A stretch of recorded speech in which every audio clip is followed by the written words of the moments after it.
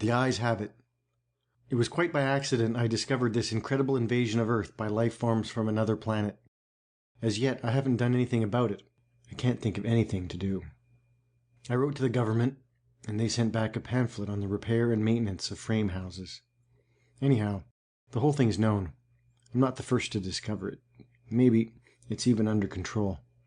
I was sitting in my easy chair, idly turning the pages of a paper-backed book someone had left on the bus, when I came across the reference that first put me on the trail. For a moment, I didn't respond. It took some time for the full import to sink in. After I'd comprehended, it seemed odd that I hadn't noticed it right away.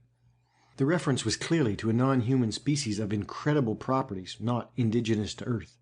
A species, I hasten to point out, customarily masquerading as ordinary human beings. Their disguise, however, became transparent in the face of the following observations by the author. It was at once obvious the author knew everything and was taking it in his stride.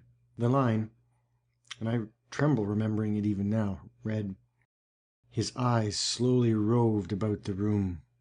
Vague chills assailed me. I tried to picture the eyes. Did they roll like dimes? The passage indicated not. They seemed to move through the air, not over the surface. Rather rapidly, apparently. No one in the story was surprised, and that's what tipped me off. No sign of amazement at such an outrageous thing. Later, the matter was amplified. His eyes moved from person to person. There it was, in a nutshell. The eyes had clearly come apart from the rest of him and were on their own. My heart pounded and my breath choked in my windpipe. I had stumbled on an accidental mention of a totally unfamiliar race. Obviously non-terrestrial. Yet, to the characters in the book, it was perfectly natural, which suggested they belonged to the same species. And the author? A slow suspicion burned in my mind. The author was taking it rather too easily in his stride. Evidently, he felt this was quite a usual thing. He made absolutely no attempt to conceal this knowledge. The story continued. Presently, his eyes fastened on Julia. Julia, being a lady, had at least the breeding to feel indignant. She is described as blushing and knitting her brows angrily. At this, I sighed with relief. They weren't all non-terrestrials. The narrative continues. Slowly, calmly, his eyes examined every inch of her. Great Scott! But here the girl turned and stomped off, and the matter ended. I lay back in my chair, gasping with horror. My wife and family regarded me in wonder. "What's wrong, dear?" my wife asked. I couldn't tell her. Knowledge like this was too much for the ordinary run-of-the-mill person. I had to keep it to myself. "Nothing," I gasped. I leapt up, snatched the book, and hurried out of the room. In the garage, I continued reading. There was more. Trembling, I read the next revealing passage. He put his arm around Julia. Presently, she asked him if he would remove his arm. He immediately did so, with a smile. It's not said what was done with the arm after the fellow had removed it. Maybe it was left standing upright in the corner. Maybe it was thrown away. I don't care. In any case, the full meaning was there, staring me right in the face.